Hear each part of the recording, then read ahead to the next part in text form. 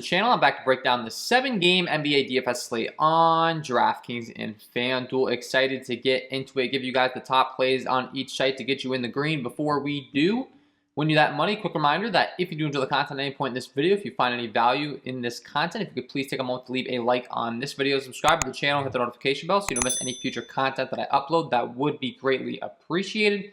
It's free. It takes 2 seconds to do. Greatly does help me out. And if you are getting very serious about NBA DFS, I would highly recommend my NBA DFS premium package. That's linked below in the description.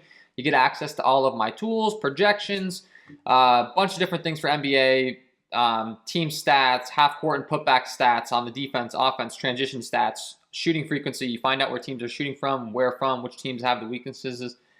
The list goes on and on as far as my tools are concerned over here. So excited to be back to using those, winning some money so far on the season. Hopefully you guys are too. And lastly, don't forget this video is brought to you by PrizePicks. PrizePicks is a little bit of a different format over here. Rather than FanDuel and DraftKings where you're building these lineups, it's you against the house. You pick a guy, you can pick the over-under, and based upon how many guys you pick, you can win fantasy points. You can select things like fantasy score or single stats, things like points, rebounds, assists, etc. And don't forget to stay tuned to the end of the video for my lock of the night, as well as my 2 top prize picks. Over there, I'm going to give you guys my 2 top prize picks. Sign up today using promo code KJK DFS to receive a 100% deposit match up to $100 when you start over there.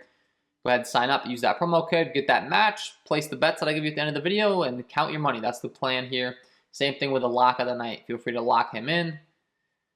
And let's get into it, guys. So, first game on the slate, Miami taking on Indiana. This game comes in right now with a 223.5 over-under with a 4.5 point spread in favor of the Miami Heat. So expected to be a fairly decently paced game. Indiana on a back-to-back here, but still 4.5 point spread, so we're not too worried about the blowout. We do have some injury news here as far as Oladipo's already been out. Karis LeVert's already been out. Kyle Lowry listed as questionable. As far as the latest on him, he is a true questionable. So if he's out, look for Tyler Hero and Gabe Vincent to get some bumps tonight. And then as far as Mr. Justin Holiday, he's also listed as questionable. If he's out, Torrey Craig and Chris Duarte continue to take on the workload there.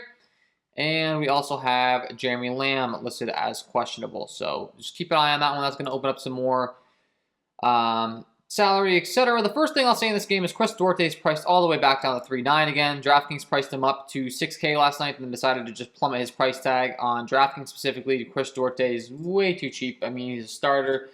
First round pick here. He's been playing absolutely fantastic, and I'm looking at my projections at 3.9. It's just like not even a question that I'm going to have a lot of interest in Mr. Chris Duarte, so we can start out there. And then as far as anyone else on these teams, Jimmy Butler's the main guy on Miami. I like to play Jimmy Butler in very competitive games. Jimmy Butler's a guy that's a little bit different in the sense that I'm not always worried about the matchup. If it's a good matchup defensively, yada, yada, yada. Indiana was in a game that was highly fast-paced last night with Washington. Their defense really didn't look the strongest. And Jimmy Butler's just an absolute fantasy point per minute beast. Looking at how he fares as far as a point per minute metric here, he averages 1.35 DK points per minute. So you're going to have interest in him, of course, anytime there's a close game. And honestly, I like it to not be a pushover team, and Indiana expected to be able to hang in this one, so that's always good. On the other side, it's going to be Sabonis and Brogdon. I already talked about Duarte at his price tag, but as far as pay-up options, it's really these 2 guys. They're the ones that are going to produce the most, especially with there being no LeVert, no more Oladipo in town. But until LeVert gets back, these guys are going to have increased usage rates. Malcolm Brogdon's gone out there and put up 54 and 55 DraftKings points so far in the season. And he's the cheapest he's been so far at 7,300 compared to 7,500. I know it's not a massive difference, but we'll take it. And so, yeah, keep an eye on the Miami news as well. Obviously, if it's confirmed that Kyle Lowry's out, we're going to get a big bump up to Jimmy Butler, who I already talked about. Bam Adebayo could see an increase in usage as well, surprisingly. He's pretty good for a double-double. I like him at his price tag here. And then, yeah, Tyler Hero, Gabe Vincent would also become a viable play at 3-4 if we find out that he's going to be good to go with no Kyle Lowry. So that's the first game we're looking at here. Dallas taking on Toronto. As far as this game's concerned and the total, this game comes in with a 216.5 over-under with a 3.5 point spread in favor of the Dallas Mavericks. Expected to be a very slow-paced game. I believe the second slowest on the slate. And for that reason, I'm a little bit skeptical to really want to be targeting too many guys in this spot. I mean, Luka Doncic, an absolute fantasy point per minute beast at 10.8. Arguably the top play every time he takes the floor. he puts up 1.57 DK points per minute, but in such a slow-paced game, it's like, am I really going to want to be going to him? Am I really going to want to be going to anyone in this game? From my first look here, not thinking so at all, really, as far as waiting on some injuries.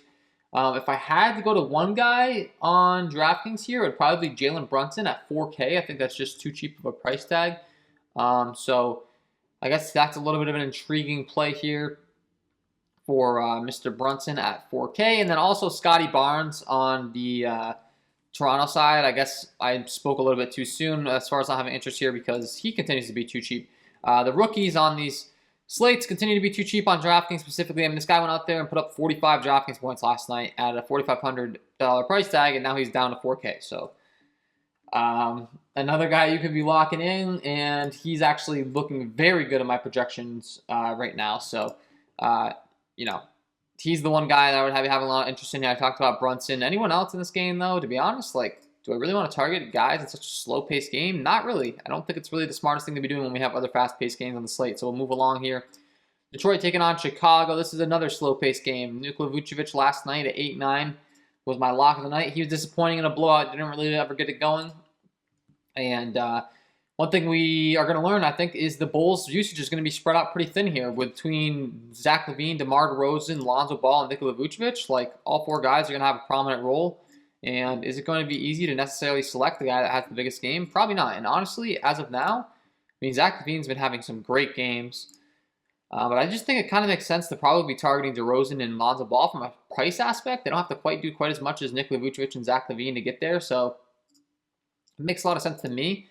And like I said, it's not like I'm getting too excited about this game. The pace is terrible. As far as any guys that really stand up from a price aspect, Vucevic does still continue to be projected as a decent play for me, but I think Lonzo Ball is the top guy here. From a projection access based on his price tag at 6'8", I think he could blow that out of the water even in a slow environment. He had 58.5 DraftKings points last time out. And I think that, he's a pretty decent triple-double threat every single time he takes the floor. It's just a price tag thing when it comes to targeting him in this game, but not too excited about that one. Going to be a lot more excited about this next one. The New Orleans Pelicans taking on the Minnesota Timberwolves. This game right now comes in with a total of 228.5 as far as an over-under. A 7-point spread in favor of the Minnesota Timberwolves. Really the only thing that could possibly go wrong here is the blowout in favor of the Timberwolves, according to Vegas here. But I don't think it's really going to happen, and I'm going to have a lot of interest in some pieces in this game, I think. Looking at the total pace and everything, I think Jonas Valanciunas continues to be too cheap at 7-2 on DraftKings, and he gets an easy matchup here taking on Karl-Anthony Towns, who's really not that good defensively. JV hasn't exactly had that huge game yet. We know he can produce at a major way when he gets it going on a permanent basis. As far as his DK point per minute, you're looking at about a 1.38 DK per minute player, and priced at 7-2, I think it's just too cheap. So he's standing out to me in a game that's expected to be pretty fast-paced here, for sure. And I do like Devontae Graham as well at 5'5". He continues to see the start for the New Orleans Pelicans, getting finally out of that role in Charlotte where it was a little bit inconsistent. He went out and put out 39 DraftKings points last time out, and I think he could continue to do so in this fast-paced game at only 5'5". I do think that Devontae Graham makes a lot of sense for me in this one. And then as far as from the pay-up options, Karl-Anthony Towns obviously at 10-2, going to be an absolute beast. Fantasy point per minute beast. He put up 55 DraftKings points in his first game out, only 29 minutes in a game that turned into a blowout. I think he could play a lot more points. I think he could play a lot more minutes than that and put up a lot more points. The 1.46 DK point per minute, and an opponent that ranks 27th according to my sheet here against the center position. Now, of course, as the season goes on, it's going to be more accurate, but point being, it's a good matchup. I'm not worried about the defense of JV. I'm not worried about the defense of Karl-Anthony Towns. I have no issues playing both of them in this one, run them back against each other. And then as far as anyone else on Minnesota, you're looking to D'Angelo Russell and Anthony Edwards, as well as possibly Malik Beasley as the sixth man. Anthony Edwards specifically, I think, is just 200 priced in the low 7K range compared to D'Angelo Russell being priced up, so I'd have interest in targeting him. And lastly, Malik Beasley at 5-1 if he can get some more minutes. Only 21 minutes last time out, though, so not getting too excited about him, but I would say after the sixth man, he does have a lot of upside if we see his minutes start to climb. And did I forget to say Brandon Ingram? Because, it's going to be Nickeil Alexander-Walker, Brandon Ingram, and JV, Devontae Graham. Those four guys are really going to lock down a lot of this usage. So those four guys I have a lot of interest in here. That's how I'd be approaching this game. Milwaukee taking on the San Antonio Spurs. This game right now comes in with a 225.5 over under, a 6-point spread in favor of the Milwaukee Bucks. Expected to stay close. And my rule on Giannis, if you've been watching my content for a while now, it's pretty simple. If the game's expected to stay close, I'm going to have interest in him no matter the matchup. If the game could possibly blow out in favor of Milwaukee, I'm not going to have nearly as much interest. Last time out, we saw him in a blowout. He only played 23 minutes. He only put up 37.5 DraftKings points. The first game out against Brooklyn, where I was able to stay a little bit close, 66 DraftKings points, absolutely smashed. And I think that this game should stay close, which means I'm going to have interest in Mr. Giannis Antetokounmpo with a 1.69 DK point per minute. Absolute ridiculous production, top on the slate. Yeah, you got to have interest in Giannis. It's really that simple. Chris Middleton, DeJounte Murray. Drew Holiday listed as questionable, is listed as probable, so expect him to be back. So no bump to Milwaukee as far as usage, outside of the fact that there is no Brook Lopez and there is no Dante DiVincenzo. So with Lopez and Bobby Portis both being out, Jordan Nora and Giannis Antetokounmpo, as well as Sandro, I still got to work on this guy's name, Mamukasvi, I don't know how to pronounce his name, will likely see additional run. So just keep that in mind. As far as the guys on Milwaukee, I mean, Jordan Nora really standing out to me at only 4-1 on DraftKings, putting up 1.13 DK points per minute. You got to have interest in him in this one. There's no Bobby Portis, as mentioned, last time out, 26 minutes, 20 DraftKings points. And that was in a blowout. I think he could see even more minutes in this one, and that's just too cheap. So I have a lot of interest in him here. And then as far as anyone else that's really standing out to me, we talked about Sandro. I do have interest in him at 3K as well. He's only minimum salary here. I mean, that's easy money. If we were able to see any minutes out of him, last time out he played 27 minutes. Now keep in mind that was a blowout, so he might be one of those guys where it's a little bit different as opposed to he may have gotten more playing time last time than he will this time. But that's just too cheap for a center. That's supposed to be pretty beastly out there, and it's the bottom line is his minimum salary. So I'm gonna have interest in him. And then on the San Antonio side, I think that my favorite guys, well, there's actually quite a few here that I don't have interest in, but I think my favorite's going to be Jakob Poeltl here at 5'3". Sorry, 4'9". I think that's just too cheap for him to go out there and have a big game here at that price tag. Wouldn't be too difficult. I mean, he's played 30 and 26 minutes. He put up 39 and 27 DraftKings points, and he was priced at 5K and 5.7. Priced up to 5.7. Now he's back down to 4.9. I do think this is a good spot for Mr. Jakob Poeltl. And then as far as a few other guys in San Antonio, I do think that Keldon Johnson and Devin Vassell are pretty interesting. As far as Vassell's usage in minutes last time out, we did see him go out there for 20, 25 minutes. 3.5, I think he has the upside to get you there in tournaments, so I think he'd be interesting. And then Keldon Johnson, also a guy that can be a little bit versatile in his production at 4.9, but when he goes out there, he can have a big game at times. 40.5 DraftKings points last time, and he's gone down in price tag. I do have interest in Mr. Keldon Johnson. And then, of course, DeJounte Murray, Chris Middleton at the top here. DeJounte Murray will be my favorite option as far as an upside aspect on the San Antonio Spurs side. And Derek White. I mean, there's actually quite a few pieces in this game you can be playing. Pretty good game environment. I think it's pretty condensed as far as my overall prediction on the rotation here. Like, the Spurs aren't going to go that deep in their bench, I don't think. So I have interest. Moving further along, Phoenix taking on Portland. Speaking of having interest, this game right now comes in with the highest total on the slate with a 231.5 over-under with a 2.5 point spread in favor of the Portland Trailblazers. This game is expected to move at a fast pace. And, of course, it's going to make me have interest. We have Chris Paul, Devin Booker on the Phoenix side, the top two stars. They could have huge games in this one. Definitely have a lot of interest in both of these guys, specifically Chris Paul at only 7.5. That just continues to be too cheap. I'm not worried about the Portland matchup at all as far as defensively. Damian Lillard, CJ McCollum on the other side. You can run it back with them. Dame went out there and put up 47 DraftKings points opening night. We know he's capable of doing a lot more. Typically, Damian Lillard is a guy that starts out pretty slow on the season, but I just think he can get it going here eventually. CJ McCollum, 35 minutes last time out. 57 DraftKings points. He's the guy that can kind of take over sometimes, and I'm going to have interest in him specifically on DraftKings at 7.4. That's just too cheap. He's a guy that really likes to shoot the three ball. That pays off big for him over on a site like DraftKings here. And, yeah, I mean, as far as the Portland-Phoenix game, he's really standing out to me early on here. So I have a lot of interest in him. I also have a lot of interest in Yusuf Nurkic at only 7.3 on this team because, once again, I think he's too underpriced. Last time, 29 minutes, 44 DraftKings points. It'd be nice to see him be able to go out there for like mid-30s here eventually. But overall, still, great fantasy point per minute player. Should get the plenty of opportunity, and you can run it back on the other side with a guy like DeAndre Ayton at 6'9". So I think it's pretty obvious where you're going in this game as far as the main candidates, where you're targeting. And I think the ceiling for those guys is pretty high tonight. And lastly, last game on the slate, we have Memphis taking on the LA Clippers. Kawhi Leonard has been ruled out.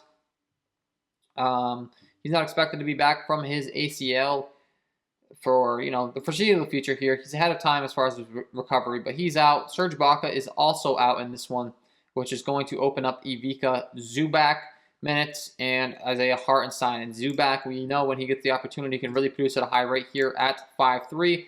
I do think that he's going to be an interesting option. As far as the pace in this game and everything is concerned, this game right now comes in with a 225.5 over-under, 4.5 point spread in favor of the LA Clippers. And I do have interest in Ivica Zubac. I do have interest in Isaiah Hartenstein off the bench. I got only a 3-2 price tag. I think he could blow that price tag away. But let's be honest, Paul George, there is no Kawhi Leonard. His usage should be through the roof to start the season. Although this game isn't exactly the fastest pace in the world, it's expected to stay close. And he's a guy that's going to be a high priority for me on this slate for sure. His usage should be through the roof here. And he should be able to just get the job done night in and night out here.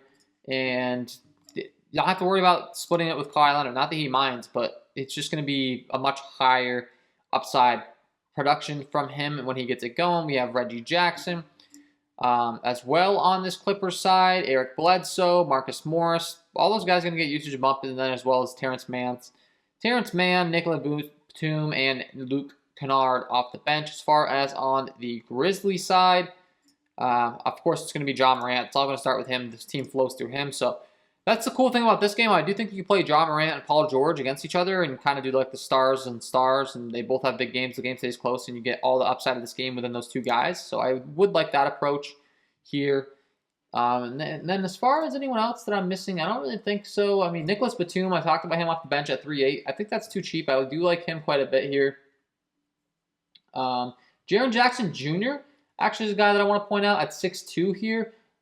He's just continues to be too cheap. The only problem with Jaren Jackson Jr. is his foul trouble issues. He just loves to get in foul trouble, but when he's not, he does produce at a pretty high rate here at 6'2. Looking at his per minute production, he does go out there and put up a 1.22 DK point per minute production, which is very, very good, especially at only a 6'2 price tag. So I'm going to have a lot of interest in Jaren Jackson in this game as well.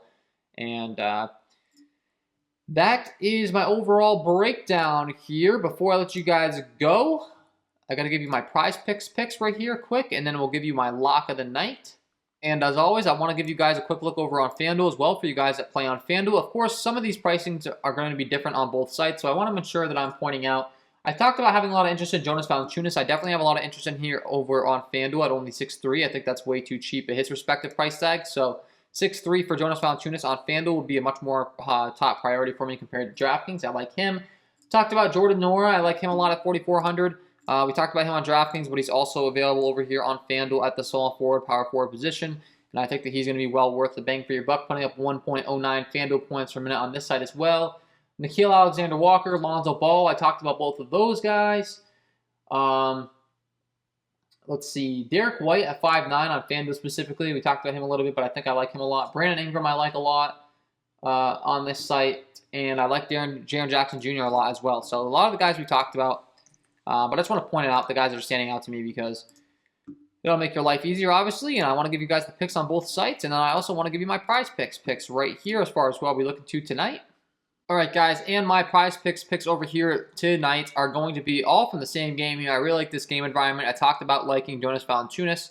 I like Devontae Graham, and I like Brandon Ingram, and I like their fantasy points over on prize picks tonight. So go ahead and feel free to lock them in. JV, Brandon Ingram, and Devontae Graham. Take the over on those three guys on prize picks. Lock it in. With that being said, let's give you guys my lock of the night.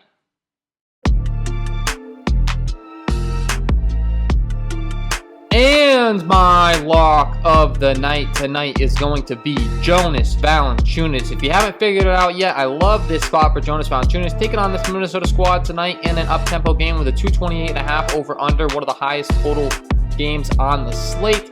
He comes in producing 1.38 DraftKings points per minute. As far as FanDuel, it's 1.33 FanDuel per minute. I'd expect him to have to really be in there and have a big game for this game to stay close with a 7-point spread, and I think he's going to be able to get the job done. Not to mention, love his price tag on both sites. DraftKings 7,200, FanDuel 6,300. That's too cheap for the production that he can put up in this spot. Love this spot for Jonas Valanciunas. Get him in your lineups because he is my lock of the night. So there we go, guys. Jonas Valanciunas, get him in your lineups. And that is all for me in this one. If you did enjoy the content, if you could please take a moment to leave a like on this video, subscribe to the channel, hit the notification bell. That would be greatly appreciated. Wish you guys all the best of luck tonight, and we will see you in the next one.